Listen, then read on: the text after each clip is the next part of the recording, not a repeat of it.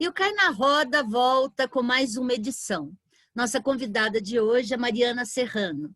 Mariana é advogada, é cofundadora da Rede Feminista de Juristas, é coordenadora da Comissão de Diversidade na OAB São Paulo e defensora dos direitos das mulheres e população LGBT. Isso dentro da OAB e na vida profissional. Mariana é uma ativista da causa e a causa pede muito isso. Mariana, obrigada por sua participação aqui no Cai na Roda. Cai na Roda é um programa das jornalistas do GGN para que mulheres que têm o seu recado a dar, que têm o seu alerta, tenham o seu espaço garantido aqui na nossa TV. Vou começar agora. Você vai ser entrevistada pela Tatiane Correia, Patrícia Faerma, a Cíntia Alves, que já está entrando, e eu, Lourdes Nassif. Vamos que vamos, começo eu com a pergunta. Mariana, a questão da mulher, como a gente estava conversando antes dessa entrevista, não é só a violência quando ela acontece e a mulher vai para uma delegacia. A questão da violência contra a mulher, ela ocorre de forma escalonada dentro da sua casa e de forma descarada dentro de uma delegacia, onde ninguém é preparado para recebê-la e ninguém lhe dá devida atenção e respeito. Como você, como advogada, o que você tem visto nesse mundão de meu Deus, que demonstra que está faltando muita coisa, inclusive do poder público, para que essas coisas comecem a se ajustar e ter um enfrentamento mais firme, mais forte, mais efetivo? Bom, primeiro, obrigada pelo convite, gente. Uma honra estar aqui com essas mulheres incríveis, nesse programa que eu admiro demais.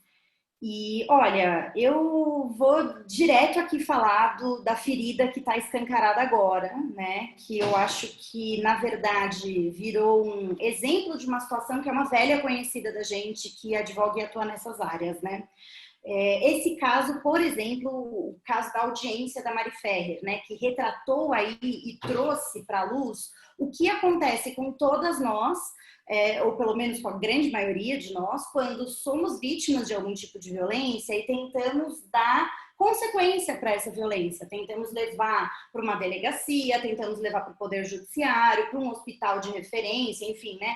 Tantos tipos de violência que podem acontecer, tantos tipos diferentes de providências que a gente pode tomar, né? E o que acontece na verdade, é quando a gente percebe que o fenômeno do machismo, ele de fato é estrutural, porque ele vai esbarrar nos vários aspectos das nossas vidas, né? E um desses aspectos é a criação mesmo de uma figura do único tipo de mulher que é defensável, sabe? É como se a mulher precisasse, quando ela é vítima de um crime que decorre do gênero, ela precisasse provar que ela é a vítima ideal, que ela é uma vítima perfeita, que ela é uma mulher santa. Existem atributos simbólicos aí que compõem o imaginário popular do que seria essa vítima ideal, e toda vez que a mulher foge desses atributos simbólicos, ela não vai estar, né, neste papel, e quando a mulher cumpre esses atributos simbólicos, sempre tem alguma desculpa. Então, por exemplo, no caso da mulher que cumpre os atributos simbólicos, é aquele caso que vai dizer assim, ela pediu para ser estuprada por causa do formato do corpo dela, ou é aquele caso que vai dizer, ela pediu para... Ela é minha esposa e vai justificar o estupro marital, que é uma figura de violência sexual que é real, porque não é só porque o homem é marido que ele tem direito de forçar uma relação sexual quando a mulher não quer. Isso quando ela topa cumprir esse papel social que é esperado de mulher abnegada, de mulher que é aquela mulher que fica no lar, que cumpre com as exigências de ser uma boa mulher, né? Nessa dicotomia de mulher boa e mulher má, é quase como se a sociedade dissesse assim, a gente precisa que você queira cumprir um papel que é um papel super difícil de ter aderência, porque assim, a quantidade de coisas que a gente tem que abdicar de nós mesmas para que a gente cumpra esse papel de mulher boa e é essa que vai ser a vítima ideal, que vai ter a defesa, né? a gente tem que abdicar de muitas coisas. E para assegurar a aderência, o que essa estrutura faz? Faz com que as mulheres que não cumprirem este papel não mereçam empatia popular, não mereçam um acolhimento, não mereçam proteção jurídica e sejam julgadas quando são vítimas. É isso que a gente assistiu. A gente assistiu uma mulher que foi colocada com a figura foi confrontada com fotos que não tem nada a ver com o acontecido, foi confrontada com um advogado dizendo que ela estava em posições ginecológicas, né?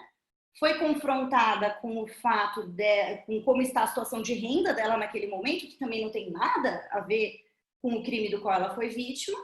Basicamente, ela sentou no banco do réu, quando era ela que estava fazendo uma acusação. E aqui, sem entrar no mérito de certo ou errado, porque o processo anda em segredo de justiça, eu não tenho acesso, né? Estou dizendo aqui do que todo mundo viu, que foi a audiência, né? Não preciso entrar nos pormenores do processo aqui, só de falar dessa audiência. Já é a sociedade sabendo de uma coisa que a gente já sabe faz muito tempo, que são os diversos... essa forma de revitimizar a mulher, de fazer com que ela sofra toda vez que ela for denunciar. E é isso que faz com que 90% dos casos de estupro não sejam denunciados. A gente inventou um nome para isso, né? Eu e a minha sócia, a gente chamou de narrativa da desqualificação. Porque a gente chegou num ponto que a gente precisa dar nome, não porque a gente está falando de algo novo, né? É algo que já existe faz tempo. Mas para a gente poder adereçar e falar, olha aqui, ó, tá acontecendo toda vez que acontecer. Porque é comum achar que esse caso foi uma exceção, achar que isso já não é uma estratégia velha e conhecida de humilhar a mulher para que ela perca os atributos simbólicos de vítima e, portanto, perca a humanidade. Quem não tem humanidade não tem direito à compaixão, não tem direito à empatia, né? Fazer isso é uma tática antiga, né? E aí a gente chamou de narrativa da desqualificação. Então, acho que hoje, assim, se você, né, direcionando especificamente para a pergunta, quando você me pergunta o que você está observando aí, você enquanto advogada, ativista, né, desse lugar que você olha para o mundo, o que você está observando aí dessa luta que precisa ser travada, precisa melhorar, a gente precisa superar a narrativa da desqualificação.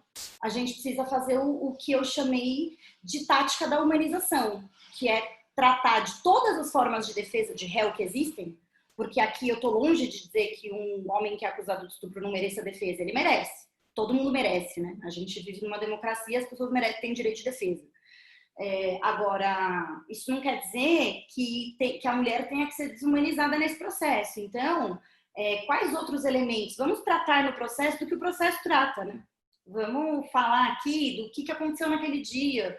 Vamos falar de critérios importantes para o processo, não de dados absolutamente desconexos com o processo que são utilizados para desumanizar uma mulher para que ela perca a característica de vítima. Isso, né? Porque aí se não tem vítima, não tem agressor. Isso não é bom. Isso é muito ofensivo e é uma violência simbólica para todas as mulheres, né? Assistir aquilo. Não sei como vocês sentiram, mas eu fiquei assim. É a mesma coisa de um deputado, nosso presidente, então deputado, virar para Maria do Rosário e falar: você não merece ser estuprada porque você é feia. Exatamente. A desqualificação foi a desqualificação da Maria do Rosário ali e foi uma coisa assim indizível. Não sei como continuou político depois daquilo. Só aqui mesmo para continuar, né? Não, é exatamente isso. Porque é isso, não tem saída, né? Quando interessa desqualificar, ainda que você tope o modelo da mulher abnegada, perfeita, né? Que é santa. E esse negócio do santa, né? Por que o advogado tentou, naquele caso, dizer que ela não era virgem e desqualificar a virgindade dela, né? Porque a virgem está perto da figura da santa. Isso aí não pode, porque senão a santa ela seria uma vítima, né? Mas voltando para o caso da Maria do Rosário, realmente ainda que a gente não esteja falando ainda que a gente estivesse falando, né, porque a Maria do Rosário de fato não, ela foi veementemente contra na atuação política dela essa figura da mulher abnegada, né? Mas ainda que a gente falasse, sempre iam procurar algum argumento, e esse argumento do não te estupro porque você não merece, ou porque, enfim, né, baboseira imensa, ela está dentro dessas formas de desqualificação, faz parte dessa narrativa de desqualificação que é tão violenta com todas nós, né? Com algumas diretamente, com outras simbolicamente, porque elas corroboram com a cultura do estupro. Então, enquanto ela existir, por mais que eu não ouça isso diretamente, eu sou simbolicamente afetada, né? Você está corroborando com a cultura do estupro me prejudica. Então, isso é uma coisa que precisa mudar no discurso, no imaginário, em vários níveis, né? E ainda se a gente for pensar bem, Desculpa, Tati. tem a questão da cultura do estupro chegar inclusive nas meninas. A gente tem, como a gente viu naquele caso que aconteceu, acho que no Espírito Santo, da menina de 11 anos que foi estuprada pelo tio, foi ir para Pernambuco para fazer um aborto legalizado, e ainda sofreu uma represália de várias entidades religiosas, não dando importância à vida da menina em si, mas exclusivamente ao feto que ela estava carregando, que foi fruto de um crime. Como que você vê também essa questão que a gente vê as mulheres brasileiras estão perdendo os poucos direitos que já têm, como de conseguir fazer um aborto seguro, dentro de justificativas legais, em virtude de questões religiosas, como você falou também, essa questão da imagem da mulher santa, que a mulher santa não é estuprada, mas se a gente for ver muito bem, essas mulheres são as que são as maiores vítimas, por terem de aguentar caladas todo esse tipo de violência que a sociedade lhes impõe. O pessoal as mulheres, né, que fazem uma militância, por exemplo, dentro da religião, um exemplo aqui, são várias, tá? Mas, por exemplo, as católicas pelo direito de decidir, que tiveram uma decisão judicial recentemente dizendo que elas não poderiam usar o nome católicas, porque elas estavam com uma pauta, como elas são pelo direito de decidir, portanto, a favor da legalização do aborto, teoricamente é como se elas não fossem católicas, sendo que o instrumento de trabalho, de pesquisa e o que elas botam para o mundo como feminismo é justamente a reinterpretação de todos esses textos para contemplar uma sociedade com mais igualdade, né? Vamos dizer assim. E os retrocessos têm sido tremendos, né? Assim, essas portarias que passaram a existir sobre a comunicação do aborto, né? Quando ele chega para uma instituição de saúde, né, que tem que ser comunicada para a delegacia, isso já existia, mas aí essas portarias novas que vieram, né, elas fazem todo um procedimento de revitimização da mulher. Então, o que a gente está vendo é que não só isso é um velho conhecido nosso, mas quando a gente fala de violência sexual, por exemplo, que resulte numa gestação e ela vai exercer um direito, que é o direito do aborto, né, não está fazendo nada além do que um direito dela de interromper uma gravidez que foi fruto de uma violência, ainda temos, né, portarias que foram colocadas para dificultar e para fazer as mulheres para refinar esse mecanismo de revitimização das mulheres, né? Que a portaria fala que ela tem que passar um procedimento de 4 etapas para poder permitir o aborto. Na primeira etapa tem que ter um relato circunstanciado da vítima, e coletando materiais, isso é importante de qualquer maneira, né? Assim, material genético, essas coisas têm que ser coletadas até para poder fazer a investigação, né, do estupro, mas que ela tem que relatar tudo de novo, com horas, indicação de testemunhas, então é uma parte... parece que já parte do pressuposto de que você precisa fazer um pente fino, porque é como se aquela narrativa não fosse verdadeira. Então, você precisa pegar 1 milhão de informaçõezinhas e detalhes para que aquilo seja dado andamento, né? Na segunda etapa tem ultrassom, e na primeira portaria que o Bolsonaro tinha passado, falava que tinha que mostrar o ultrassom para a mulher que estava ou criança, né? Que na verdade a gente sabe que a maioria dos casos de estupro acontecem com menores de idade, né? Então, para essas pessoas que passaram, olha a violência, você sofre uma violência sexual, vai exercer um direito que está lá no Código Penal, que é o direito de aborto no caso de estupro, né? Que é uma exceção a um crime, então, beleza, você pode fazer isso. E eles se coloca numa portaria que tem que mostrar o feto. Isso é uma baita forma de manipulação de uma pessoa que está numa situação de extrema vulnerabilidade, né? Aí, enfim, são várias etapas. Tem uma outra que fala que faz um documento em que a pessoa se responsabiliza para caso ela esteja mentindo. Pô, quem que vai lá fazer um aborto, sabe? A gente tem... Materialmente, as estatísticas já indicam que a maioria das mulheres já não denuncia, né? Por medo de tudo isso. E aí e já existe um crime, por exemplo, que fala que quando você denuncia algo que é mentira, é a denunciação caluniosa. Então, já é um crime. Aí você vai fazer uma autoridade passar para uma mulher que está numa situação de vulnerabilidade, porque ela sofreu um estupro, indo abortar, falando assim, mas você tem certeza? Se você estiver mentindo aqui, você tem que fazer um termo de consentimento do que você está falando é verdade. Tipo, não há a mínima necessidade, já é crime se ela estivesse mentindo, sabe? São formas de reforçar essa desumanização das mulheres que passam por situações de violência, né? Então, essas portarias também são um outro exemplo, né? De como a nossa luta dentro do direito, né? Onde ela tem que estar localizada pensando nos direitos das mulheres agora, né? Foi um caso que também pegou assim no fígado, sabe? Uma criança, qualquer relação sexual com uma criança de 11 anos é presumidamente estupro. Acabou. Ela não tem capacidade de consentir, né? E mesmo assim, ela precisou, numa idade tão pequena, passar por tudo aquilo que ela passou, né?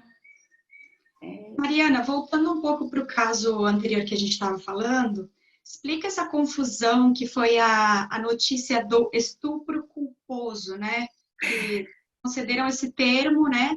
Isso existe ou não existe dentro da lei? Explica para a gente essa confusão aí que foi feita e as bases legais de tudo isso. Sim, é o seguinte, existe o estupro de vulnerável no Código Penal, e foi essa a denúncia que foi feita no caso da Mari Ferrer, né? Que ela estava muito alcoolizada, com uso de substâncias, e aí eu não vou entrar nos pormenores das provas do processo, tá, gente? Porque eu não tive acesso ao processo, é segredo de justiça, eu não tenho como dizer sobre isso, mas as teses a gente teve acesso, né? E aí o que aconteceu? Ela denunciou que sofreu estupro porque ela estava extremamente alcoolizada e não tinha capacidade de consentir. Isso é o estupro de vulnerável, né? É algo que já existe no Código Penal, em que uma pessoa que tem conjunção carnal com uma pessoa menor de 14 anos ou que não tem a capacidade de discernimento, e aí alguns tipos, por exemplo, de deficiência tiram essa capacidade de discernimento, por exemplo, né? Ou uma pessoa que não possa oferecer resistência, uma pessoa que está desmaiada, uma pessoa que utilizou muito álcool, uma pessoa que foi drogada, né? Uma pessoa dormindo, enfim, né? Nesses casos, o estupro não se aplicaria o caso de estupro comum, entre aspas, né, do Código Penal, mas sim um tipo específico de estupro, que é o estupro de vulnerável, né? O que é a chave, o pulo do gato aí, né, para o pessoal entender? Quando a gente fala de estupro de vulnerável, a gente não está falando de um caso em que o consentimento é algo abordado no processo, porque se presume que aquela pessoa não tinha condição de consentir. Seja porque é uma menor de idade, então não tem capacidade mesmo de consentir, seja por todas essas outras condições que eu mencionei aqui, né? E aí, no caso da Mari Ferrer, o Ministério Público foi o titular da ação, quando é caso de estupro é o Ministério Público que processa, né? E o Ministério Público processou especificamente por estupro de vulnerável, porque foi a denúncia feita, né? E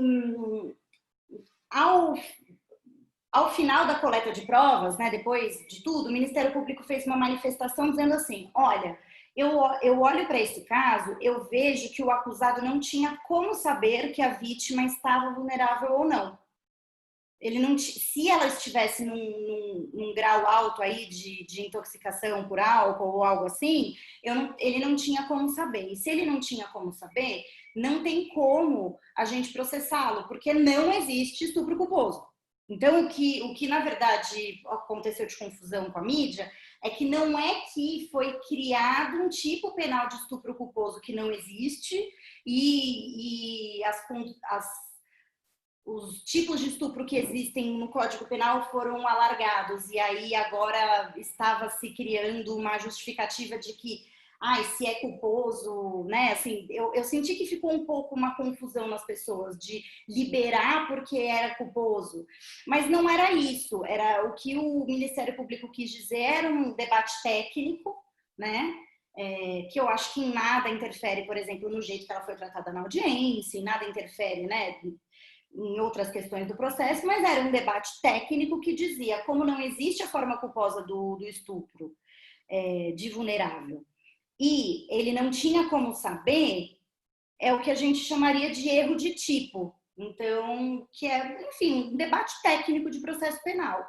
E aí, o juiz, por sua vez, na sentença, ele não falou nada disso. O juiz falou que não teve prova suficiente para condená-la.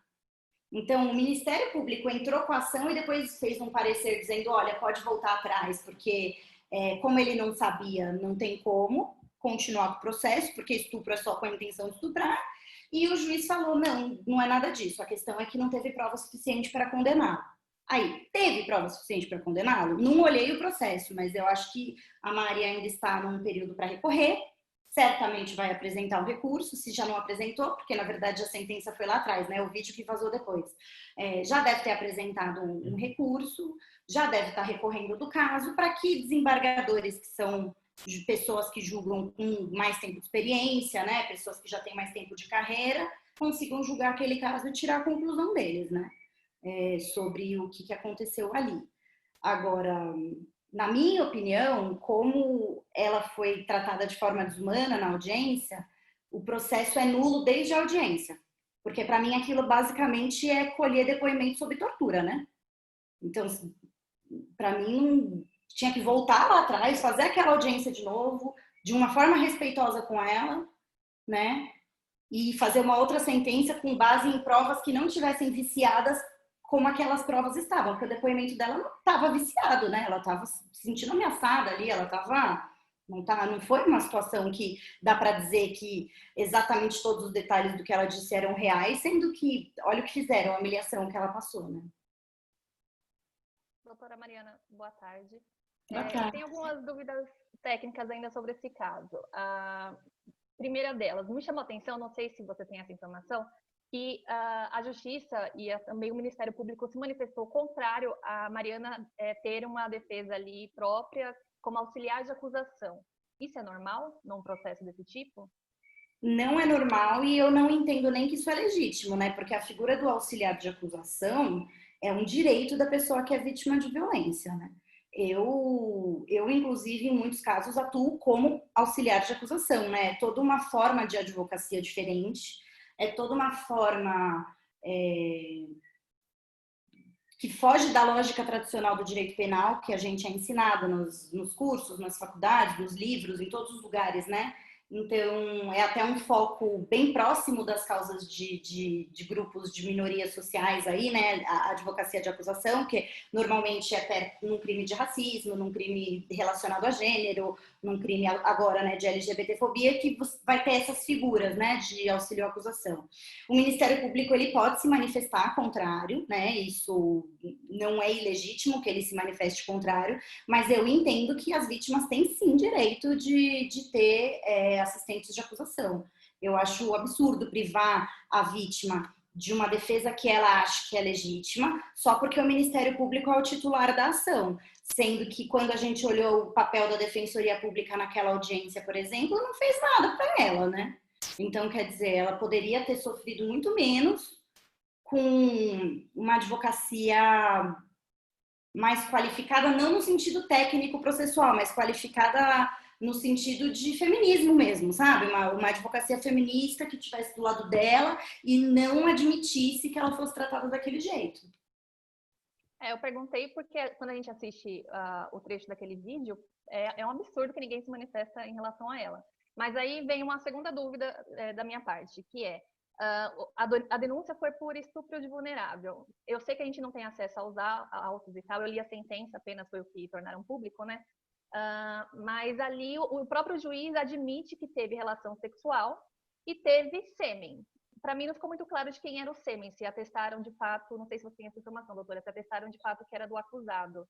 Mas em Tenho tese, essa informação. ficou para mim, eu li a sentença e ficou meio vago para mim. Desculpa se alguém aqui nos comentários depois puder me esclarecer, mas enfim, eu li as 50 páginas e ficou vago. Mas em tese, se teve semi e em tese era do acusado e teve outro tipo de provas, não poderia no decorrer desse processo ter mudado essa denúncia de estupro de vulnerável, tirar o vulnerável e a gente discutir apenas o estupro, já que ela alega que não tinha memória, ela não lembra e não consentiu com o ato?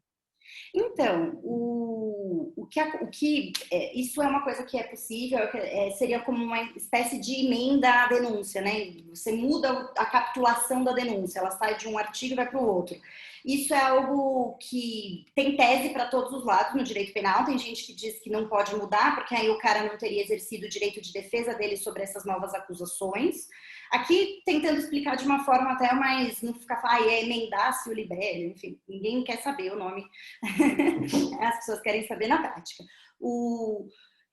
Existe uma corrente aí do direito penal que admite sim esse tipo de alteração, mas ainda que não admita, algo que não é questionado é que ela ainda poderia fazer uma nova denúncia contra ele de estupro comum, né? Não do estupro de vulnerável. A dúvida que eu trago, dúvida não, né? A ponderação que eu trago aqui é do jeito que ela foi tratada, essa mulher teria força, porque, de fato, assim, olha só como talvez a advocacia pudesse ter ajudado ela, né? Embora tenha sido negada,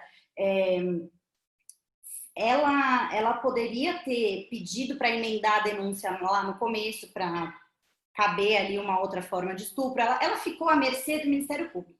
A partir do momento, né, ela ficou ali dependendo totalmente do que o Ministério Público entendesse na acusação. E o processo, ele tem uma formalidade, né?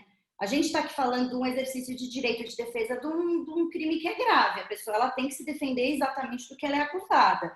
Então, ela acabou ficando dependendo de como o Ministério Público colocou, sendo que ela contou os fatos, ela não tem obrigação de dominar o direito, né? Ela falou, olha, aconteceu isso comigo, o Ministério Público concluiu e fez uma denúncia. A partir dali, é normal que no caminho das provas se possa descobrir outros elementos na investigação, né? Mas isso teria que ter sido feito... isso teria que ter sido feito antes, né? Não poderia chegar numa sentença, por exemplo, e alterar a qualificação do crime sem dar ali um exercício de defesa para a pessoa. No final das contas, ela ainda está em tempo, se ela quiser, de fazer uma nova denúncia, dessa vez colocando os elementos ali do estupro comum, em vez de falar que seria a questão da falta de consentimento, em vez de falar do estupro de vulnerável, que presume a falta de consentimento ali, né? Sim, ainda pode. Aí o que eu acho que entra não é nenhuma questão técnica, é uma questão social mesmo, né? O quanto ela já foi exposta, o quanto ficaria complicado para ela, né? Assim, falar outro, que as pessoas podiam falar, você está mudando a narrativa. E não, é um detalhe técnico que prejudicou ela é uma pessoa que não conhece processo, né? Não tem culpa disso, né? Mas imagina isso na mídia, se ela já foi culpabilizada do jeito que ela foi, né? E tratada do jeito que ela foi na audiência, eu não sei se essa mulher teria vontade de fazer algo diferente. Sobre o estado alcoólico delas, eu acho que é uma questão que vai começar a entrar, viu? Bastante, pelo menos no direito feminista, né? Na parte do feminismo que encosta no direito, né? Todo mundo pode debater, mas assim, nessa parte que encosta no direito, eu acho que é uma questão que está por vir aí, né? Qual que é o limite de álcool? Quando que uma pessoa perde ali a capacidade de consentir ou não? É complicado esse debate.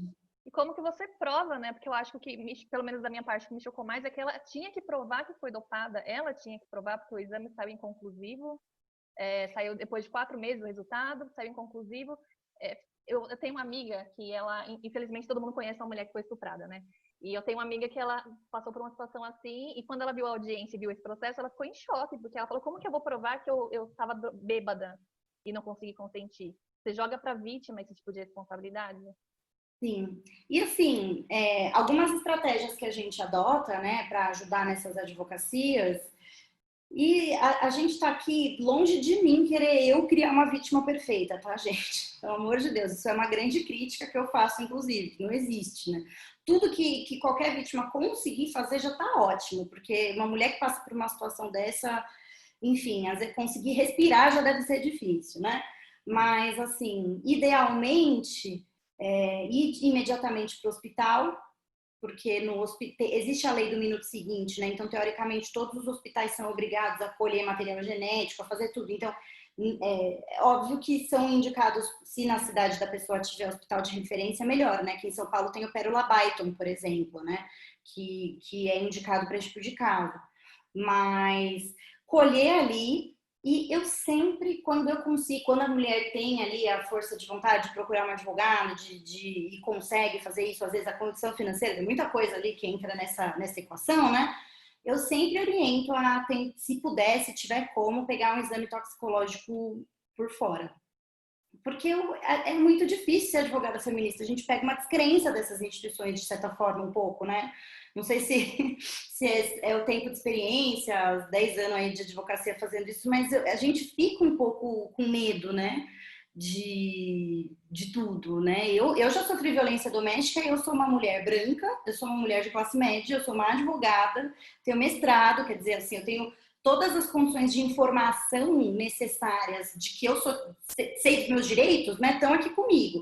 Além de todo esse critério fenotípico que me coloca numa posição extremamente privilegiada em relação a qualquer pessoa que vai fazer uma denúncia numa delegacia, né? Eu, quando sofri violência doméstica, tive que passar em 3 delegacias, com todas essas características que me colocam num lugar de privilégio muito grande. Ainda assim, eu tive que passar por 3 delegacias, né?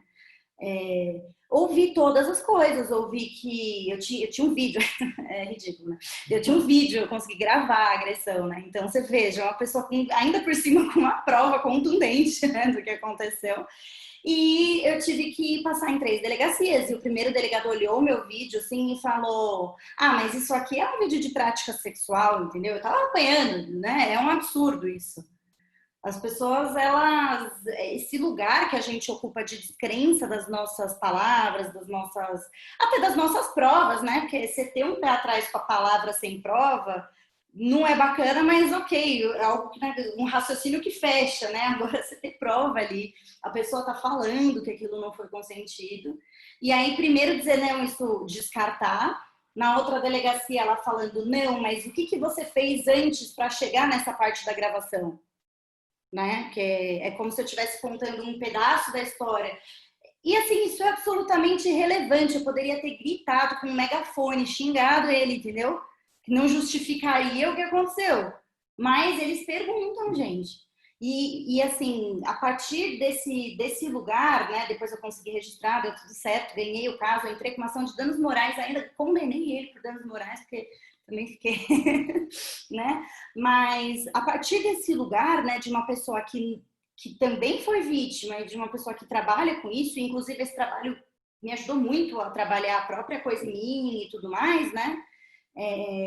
É difícil ter crença nessas instâncias, né? Eu tirei foto de tudo, eu tinha um vídeo, e foi instintivo, assim, eu comecei a filmar porque eu pensei, cara, eu sou esquentadinha, o cara é todo namastê, tinha tatuagem de Buda, um monte de coisa, eu falei, isso aí, minha filha, depois vamos falar aqui, eu não sei, automaticamente peguei o celular e gravei, mas por quê? Porque é como se a gente tivesse que estar numa defensiva 100% do tempo, né?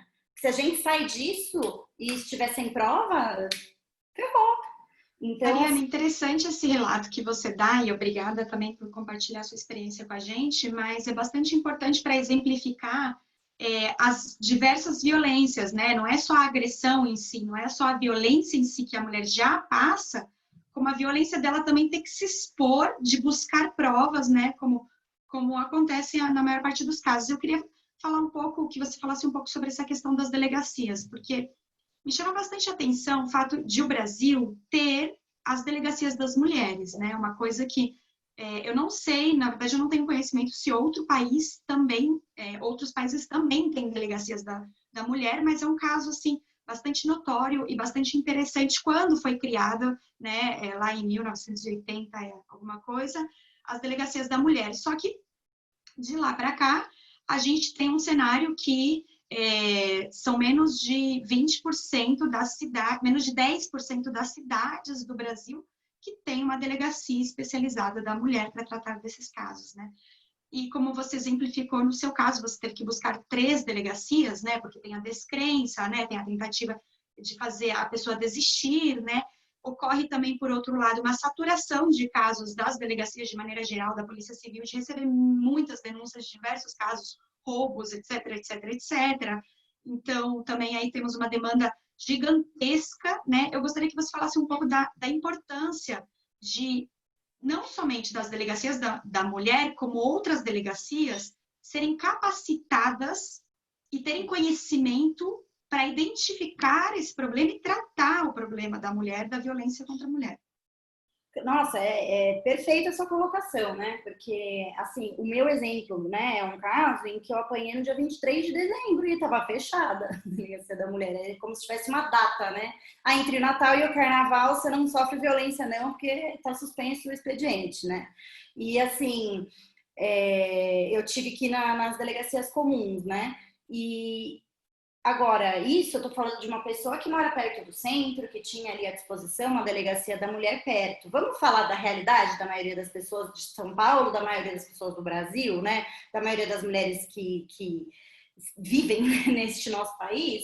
A realidade é que são pessoas que não moram perto da delegacia da mulher. São pessoas que vão ter dificuldade de acessar. E essas delegacias, elas precisam não só funcionar 24 horas, como elas precisam sair das regiões centrais. Porque, por exemplo, existe delegacia da mulher na região, em alguns lugares na zona leste de São Paulo, por exemplo, né? E existe, inclusive, entre São Miguel e São Mateus, né? Que são bairros ali mais pobres, né? Agora, quando você vai olhar depois dali, que a Zona Leste continua por um bom tempo, não tem mais. Então, às vezes, quando você vai aprofundando, não tem, né? Assim, já temos um avanço muito bom, que é ter instituído as delegacias, mas uma crítica é, primeiro, elas precisam chegar em mais lugares. Segundo, elas precisam funcionar com qualidade 24 horas por dia, né? E terceiro, existe uma cultura que eu aprendi com os policiais antifascistas, né, conversando com eles, depois de uma palestra que participamos da mesma mesa, com o pessoal lá deste grupo, que, na verdade, é uma cultura da corporação da polícia, que é colocar as delegadas e os delegados que vão para delegacias das mulheres, é meio que uma penalidade você ser colocado para lá, sabe? Quando você, sei lá, não concorda com alguma coisa ali, e aí você é punido e colocado, jogado para longe da sua casa e tal. Então, são poucas as pessoas que de fato têm interesse e querem ficar nas delegacias das mulheres, né? E isso é um problema, porque eu acredito que trabalhar na defesa de mulheres não só é um trabalho que todo mundo deveria saber, porque todas as delegacias têm que atender mulheres, né? Não só as delegacias da mulher, mas é um trabalho que, para mim, requer uma qualificação a mais. Então, honestamente, se você fosse perguntar para mim o que eu sugeriria, uma das milhões de coisas que dá para pensar, né, para melhorar um pouco essa situação para a gente, é que as pessoas que trabalham com atendimento de mulheres, isso deveria ser considerado uma qualificação a mais. Portanto, deveria importar uma remuneração a mais para a pessoa.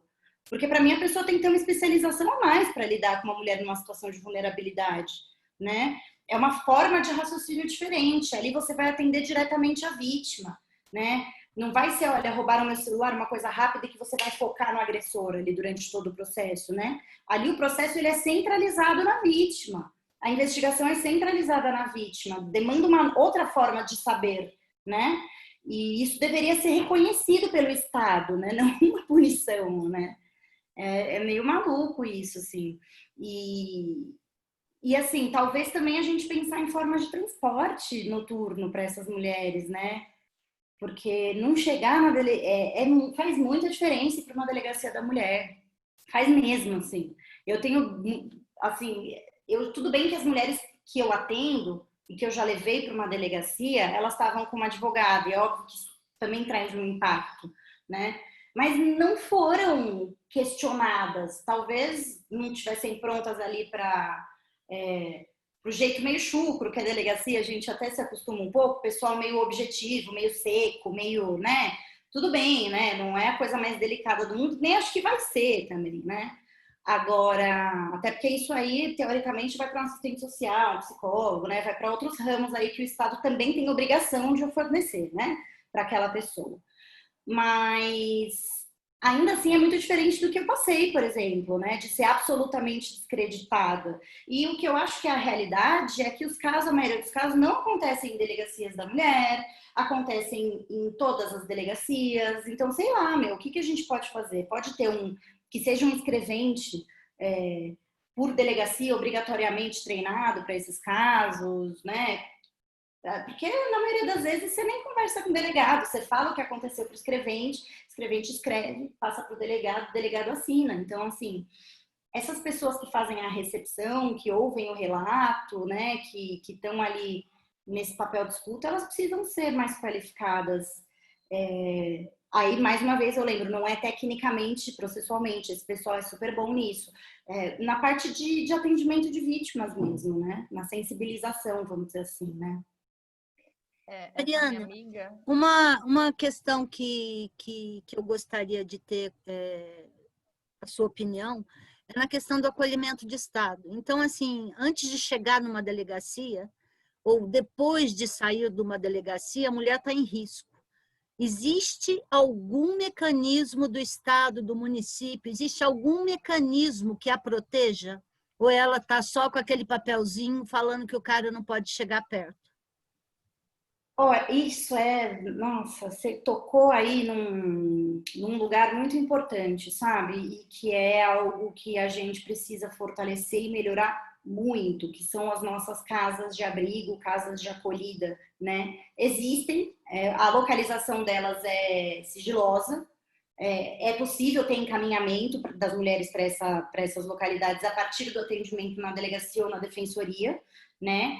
Então, muitas vezes o que acontece quando a gente vê casos de situações de perigo, né, e de extrema vulnerabilidade, tentar entrar em contato com a defensoria, falar com o NUDEM, no caso de São Paulo tem, né, mas enfim, aí acho que cada estado, cada município procuraria aquele núcleo de atendimento das mulheres, né, das defensorias e tal, para verificar e aí pedir o encaminhamento para essas casas. Mas primeiro, é uma coisa que as pessoas precisam saber que existe, para começar, que a maioria das pessoas nem sabe que existe, e não é algo que é muito comumente oferecido, entendeu? É algo que é mais pedido, né? A gente pede, a gente falou, mas você sabia que existe isso aqui? Vamos lá, vamos tentar achar, vamos tentar encaminhar. A gente não sabe onde é, mas vamos falar na defensoria, e a defensoria vai ter alguém específico que vai fazer todo o sigilo, todo o negócio do jeito certo ali para encaminhar a pessoa, né?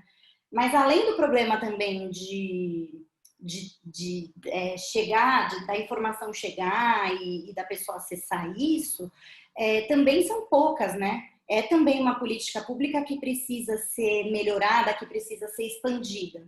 É aquele clássico que nem delegacia da mulher, é aquele clássico de política pública que é boa, que ajuda, que mesmo tendo muito para melhorar, a própria existência já é uma vitória, né?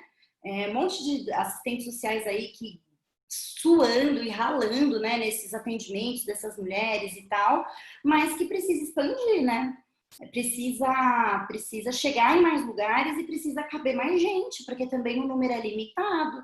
E aí, infelizmente, na prática, o que acaba acontecendo é a gente voltar para essas mulheres que têm um papel falando para o cara não chegar perto. Quando que esse papel resolve alguma coisa, né? É muito triste isso e muito preocupante. Agora, assim, a gente já encontrou uma solução bacana. Eu estou tentando lembrar quem que foi a parlamentar que fez, eu não vou lembrar, então eu não vou falar para não falar besteira. Mas em São Paulo tem um projeto de lei que fala sobre, inclusive, hotéis que cedem, né, esses hotéis mais simples, assim, que o Estado paga uma diária e aí o hotel tem quartos que cedem para abrigar as pessoas e dar uma alimentação, né? Então, quando é uma coisa mais transitória, de período mais curto, né? também teria esse projeto de lei pensando nisso, né? Nesses hotéis que quisessem participar, seria, acho que uma licitação, não sei especificamente, mas o objetivo do projeto de lei seria também ver essa participação, né, com a iniciativa privada, né, para isso, né? Mas, enfim, é uma política pública boa que precisa melhorar, precisa aumentar, precisa ser difundida, precisa sair. Eu não sei onde né, para falar sair do centro, porque são lugares secretos, mas precisa chegar nas pessoas a informação de que isso existe, e não adianta só chegar nelas, precisa ter mais para caber todo mundo que precisa também, né?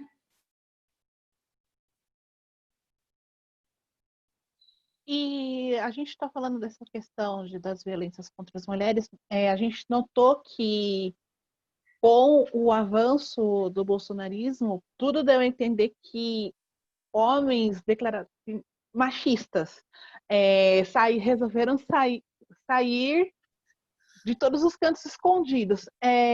À luz disso, você também notou, como advogada e advogada feminista, que as mulheres passaram a ter mais coragem de denunciar as violências que têm sofrido? Como você está vendo um aumento de denúncias? Você tem visto as mulheres falando mais a respeito de que sofreram violência? Olha, as redes sociais sendo mais usadas como prova como relatos de violência sofrida contra elas. Como que você tem visto isso? O que eu percebi, principalmente logo depois que teve que teve o final da eleição, né, da contagem dos votos e tal, que ele tinha sido, né, depois do segundo turno eleito, teve até pesquisas que falaram sobre isso, um aumento de denúncias de violência, principalmente de violências LGBTfóbicas, né? Que pegam na raiz dos problemas de gênero, né? Assim, a LGBTfobia, ela também está enraizada ali nos problemas relacionados a gênero. Então, isso aumentou. Depois veio pandemia. Pandemia teve um aumento substancial dos casos de violência doméstica, né? Até não porque as pessoas não fossem violentas antes, mas é porque também colocar uma convivência exacerbada ali traz à luz com muita rapidez os problemas que um casal pode ter, e nisso a violência ali come solta, né? Até porque o lugar mais violento para a mulher é o lar, né? Enfim, então ficar 100% do tempo dentro do lar com gente é estar mais exposta, né, às violências que nos acometem. O que eu acho assim sobre isso é que quando você tem um presidente que fala essa quantidade de asneiras aí, de machismos, de LGBTfobias, de racismo que o Bolsonaro fala sem freio, e que ele não é censurado pela mídia, ele não é censurado pelo Poder Judiciário, ele não tem consequência, né? Nada acontece com ele. Esse homem fala e faz o que ele quer e nada acontece com ele. Isso vira um grande exemplo para as pessoas. Então, me parece que os LGBTfóbicos, os machistas, estão tudo saindo do armário mesmo, né? O pessoal está sentindo que pode falar o que quiser, porque eles estão intocáveis. Tão intocáveis quanto o presidente está, né? É meio que chancelar isso, né? A sociedade passar um pano aí, né? Para dizer as palavras corretas, né?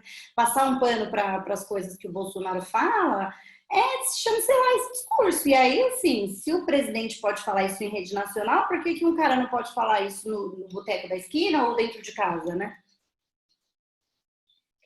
Mariana, voltando para a questão do estupro também, não no caso da Mari, mas de maneira geral, eu não sei como vocês veem isso, mas eu tenho a percepção de que, às vezes, homens, mas mulheres também, têm muita dificuldade de entender o que é um estupro, né? Parece que estupro envolve porrada, agressão, faca no pescoço, ou revólver, um beco escuro, pessoas desconhecidas, quando a gente sabe que a maioria dos casos acontece dentro de casa. São familiares que fazem esse tipo de crime com as mulheres, e meninos também, meninas, enfim. Eu queria ver se você consegue contar para a gente, na sua experiência, eu tenho curiosidade de saber como que o homem acusado reage diante do processo ali, quando ele percebe que está sendo acusado de um estupro, que às vezes na cabeça dele não era um estupro, era um ato sexual normal. E aproveitando, eu queria que você pudesse diferenciar para a gente o estupro da importunação sexual na lei? Porque às vezes me parece que é um limitezinho, assim, para a importunação sexual virar estupro, né? E talvez isso que confunda as pessoas bastante. Na verdade, assim, quando veio o crime da importunação sexual, né, ele foi inicialmente um pouco criticado por algumas pessoas, alguns movimentos feministas aí, né, porque ele falava, pô, agora todos os casos de estupro podem acabar sendo encaixados como importunação sexual, a gente tem medo aí do Poder Judiciário querer reduzir, né, o estupro. Mas, na realidade, o que acabou acontecendo é porque antes não existia algo para uma conduta intermediária, vamos dizer assim. Então, sei lá, você está andando no carnaval, um cara passa a mão na sua bunda, né? Isso ia acabar caindo como estupro. E aí, estupro com uma pena ali de 8 a 12 anos, né? Então, de 6 a 10 anos, desculpa.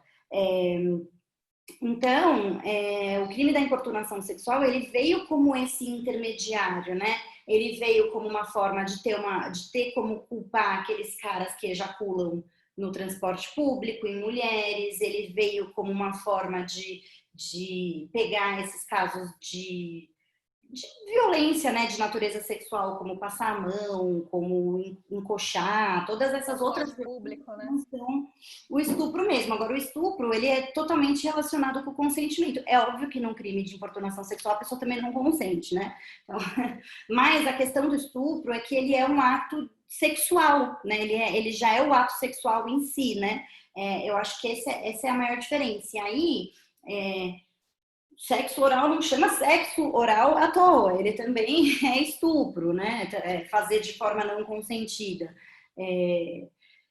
Enfim, eu acho que o limite está aí, o limite está na diferença entre passar a mão, entre beijo roubado, entre esse tipo de coisa, que são importunações sexuais, são violências sexuais, são machistas, são sem consentimento, são terríveis, mas entre isso e entre forçar sexo oral, forçar sexo, masturbação, né?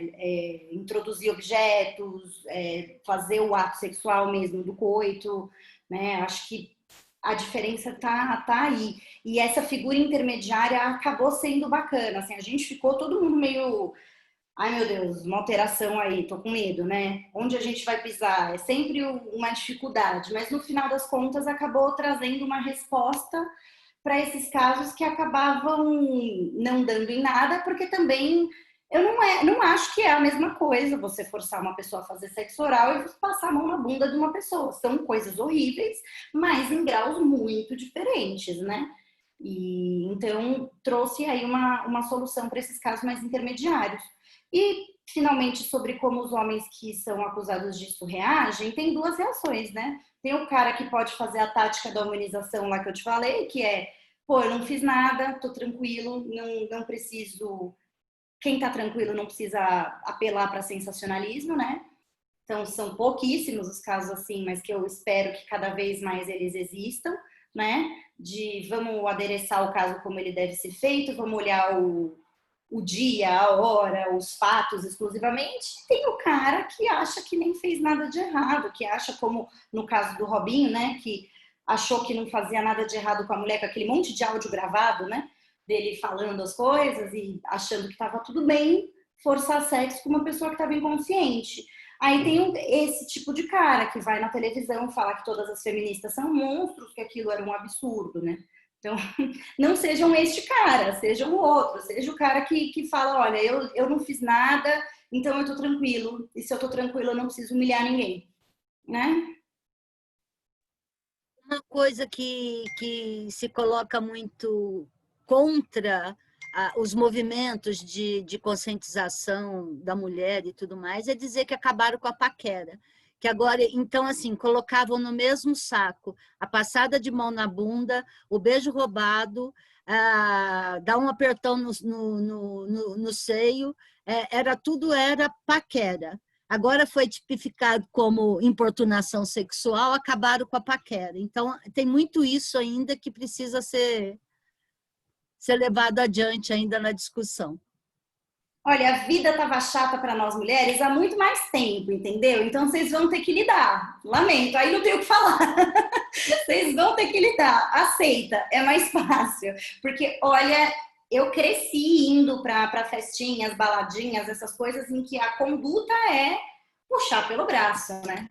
Isso é uma coisa que eu não suporto. Ele te prende, né? Para você beijar. Se o cara não entende o quanto isso é violento, né? Eu acho que ele até entende se um cara fizer com ele, né? Mas enfim, se o cara não entende o quanto isso é violento, lamento, você vai ter que aceitar que é crime agora, né? Assim. É normalizar, é realmente normalizar essas práticas, né? Que pra gente, né? Para nós mulheres nunca foi agradável, né? E para eles sempre foi uma coisa, uma prática normal. E até a gente pode estender isso, como a Cintia tinha mencionado, em casos assim da própria casa, né? Às vezes marido, mulher, né? A mulher está dormindo e o homem vai ter relações sexuais com a mulher dormindo, né? Existe isso, é muito comum, né? Esse tipo de situação.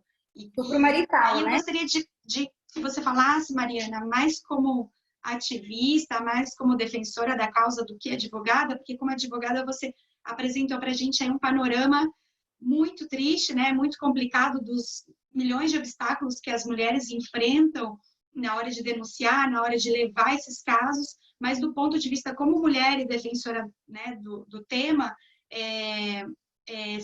estimular esse tipo de denúncia, né, para justamente porque muitas mulheres acabam desistindo de fazer as denúncias diante de tantos obstáculos, né?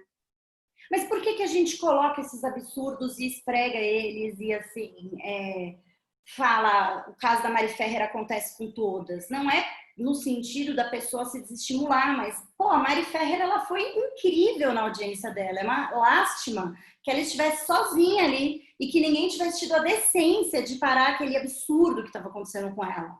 Porque se todas as mulheres tiverem a força que ela teve naquela audiência de falar, não é possível, eu estou sendo tratada pior do que pessoas que são acusadas de crimes, enfim, sei lá, né? Ela colocou a situação ali como ela é. E por que a gente fala que isso acontece? Para que a mulher saiba, para que a mulher vá preparada, para que ela não admita que isso aconteça com ela. E, claro, sempre que possível, que podendo, privilegie contratação de advogadas feministas, porque a gente já vai com armada, né, para esse tipo de audiência, para esse tipo de situação, né? E para os homens também, viu? Contratem advogadas feministas para não passar a vergonha que aquele advogado passou, para não fazer a humilhação que aquela mulher fez, porque ninguém merece isso não, entendeu? Ser feminista não quer dizer que não pode defender o homem, não. Quer dizer que vai defender eles sem humilhar a mulher.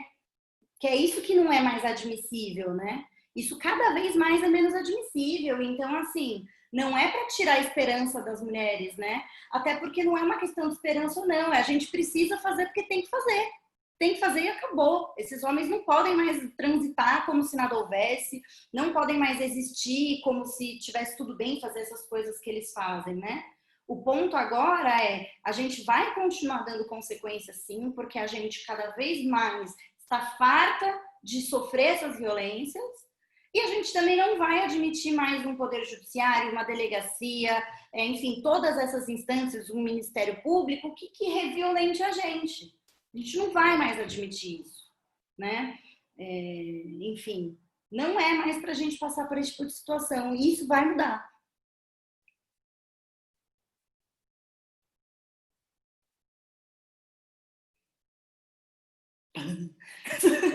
Sumiu. Acho que ela sumiu. Desapareceu. Enquanto ela não volta, então, Mariana, desculpa. Pode imaginar. Já virei íntima aqui, né? Enquanto advogada, você vislumbra alguma necessidade de mudança na lei, de alguma forma, sobre esse assunto relacionado a estupro? Nossa, eu tenho um medo atualmente dessa questão de mudar a lei agora, assim, com os quadros que a gente tem, os deputados federais, Senado, assim, honestamente, eu confesso que eu fico com receio, assim, do que significaria abrir a brecha para mudar coisas, assim. De cabeça, eu não sei te falar, viu, honestamente, se eu mudaria alguma coisa. De cabeça, assim, o que eu tenho... Vou pensar, gostei dessa proposta, inclusive, vou refletir sobre isso. Mas de cabeça o que eu tenho, assim, que eu acho que precisa ser urgentemente adereçado, é melhorar essas políticas públicas mesmo, assim, porque também não adianta ter uma lei, Maria da Penha, que é uma lei citada mundialmente como uma lei incrível, e as coisas que ela diz não acontecerem na prática, né? As mulheres, primeiro, saberem quais os tipos de violência que existe violência financeira, né, a violência patrimonial, existe violência sexual, existe violência moral, né, psicológica, existe um monte de formas de violência, que todas essas violências são protegidas pela Lei Maria da Penha. Então, assim, tanto nesse sentido de educação, que um pouco as redes sociais têm cumprido um pouco esse papel, né, esse dever, que na verdade é do Estado, né, mas tanto também no sentido de dar esse atendimento 360 graus, né, para a vítima, o atendimento psicológico, psiquiátrico, médico, assistente social, acolhimento, se tiver uma situação de perigo para ela, para todos os filhos, a licença de trabalho, né, inclusive mulheres saibam se você sofreu um tipo de violência doméstica, você tem direito a ter licença do trabalho, tá na Lei Maria da Penha isso, né? Enfim, conscientizar e implementar, né, os direitos. A gente precisa melhorar a implementação. A lei é muito bacana, a prática precisa ser bacana também, sabe? Mariana, eu vou fazer a última pergunta que nós estamos estourando, mas eu preciso fazer. Nós falamos muito de violência contra a mulher, mas nós esquecemos de uma parcela da população que é vitimizada o tempo todo, ainda mais nessa fase agora de bolsonarismo. Os LGBT, que são massacrados, seja com a parte moral, né? Quando atacam moralmente, quando é violência. O caminho é o mesmo do caminho que percorre a mulher? Nós, pessoas LGBTs, temos sido super deslegitimadas, né, com esse governo Bolsonaro, mas também, assim, o judiciário tem cumprido um pouco um papel de nos dar direitos, né? Não temos ali uma grande lei que proteja a gente. Nosso casamento civil, por exemplo, ele foi uma conquista no STF, não foi uma conquista na lei. Na elaboração de leis está difícil, né? Você pega as assembleias legislativas dominadas assim pelo pessoal mais conservador, tá um pouco complicado. Mas o caminho, tivemos aí o julgamento do STF em relação à criminalização da LGBTfobia, né? Que foi colocada no patamar do crime como uma forma de crime de racismo, né? Não querendo equiparar as situações de racismo, mas enquanto o Poder Legislativo não coloca no Código Penal que a LGBTfobia é crime, o judiciário aplica as penalidades do crime de racismo e a forma de funcionar do crime de racismo, né? Uma crítica, assim, uma dúvida, na verdade, a gente está vendo esses casos na prática agora, porque é recente, querendo ou não, é que, assim, historicamente o crime de racismo é muito difícil de emplacar. O pessoal acaba dizendo que é injúria racial e não racismo. Injúria racial é mais brando, né, do que racismo. Então, eu me pergunto se isso também vai acontecer com os crimes de LGBTfobia, se eles também vão ser enquadrados como uma injúria LGBTfóbica e não como a LGBTfobia também, né? Acho que isso é uma coisa que a gente precisa esperar passar todo o período aí de julgamento desses casos, ir para todas as instâncias, né? E começar a ver um pouco os dados disso. Mas ainda falta, de fato, produzir essa lei, e enquanto não produz, o caminho é mais ou menos a mesma coisa. A delegacia, existe em São Paulo uma delegacia específica para crimes de intolerância racial, onde foi colocado também a intolerância LGBTfóbica, até por conta desse raciocínio, né? E nos lugares onde não tem essa delegacia, na delegacia comum. E existe também uma punição que já existe há muitos anos, que é uma punição administrativa para o cidadão. Então, se você sofrer LGBTfobia, você pode fazer uma denúncia, e essa denúncia, ela pode impor uma multa civil contra a pessoa. Também é importante saber disso, né? Realmente. Mas, Mariana, estamos no nosso tempo aqui, uma pena, porque tem chão ainda para a gente de descobrir, tem chão para lutar, tem muita coisa ainda pela frente. Inclusive, nós aqui no Cai da Roda, no nosso primeiro programa, fomos acusadas de feministas, como se a pauta não fosse importante, mas não tem problema, a gente encara. Não, Queria eu adorei agradecer... a situação, me acusem também, estamos juntas. Queria agradecer sua presença, agradecer o seu tempo aqui com a gente. E... convite, amei participar. Me Então, chamem. Jagene, de portas abertas, quando quiser colocar a boca no trombone, quiser um artigo ou alertar a gente alguma coisa importante que está acontecendo que a gente não viu. Então, sinta-se à vontade para... Jagene está aí de portas abertas. Meninas, vocês querem falar alguma coisa? A gente está finalizando aqui um Cai na Roda. Uma pena, mas estamos finalizando. Só agradecer a Mari, pedir desculpa que cheguei atrasada dessa vez, tive problemas com a internet. E, enfim, gente, falando agora, sou feminista mesmo, podem me xingar nos comentários. E informação é poder, as mulheres têm que ser informadas e a gente está prestando esse serviço aqui. A Mari fez hoje, dando várias dicas e mostrando todo o panorama para a gente, foi algo essencial para as mulheres, para quem sofre abuso de todo tipo e para a gente que precisa acolher as nossas amigas e mães e irmãs e todo mundo que sofre abuso também. Então, obrigada, Mari. Imagina. Meninas... Obrigada, Mari. Foi ótimo. Muito obrigada pelo espaço, Mari. Foi ótimo e foi muito instrutivo para mostrar para as mulheres que elas têm voz, elas têm o direito de terem a segurança em casos de violência. Muito obrigada pelo espaço. Mari Serrano, ADV, meu Instagram, se vocês quiserem acompanhar. É isso aí. Perfeito, valeu. Meninas, estou encerrando. Muito obrigada a todas.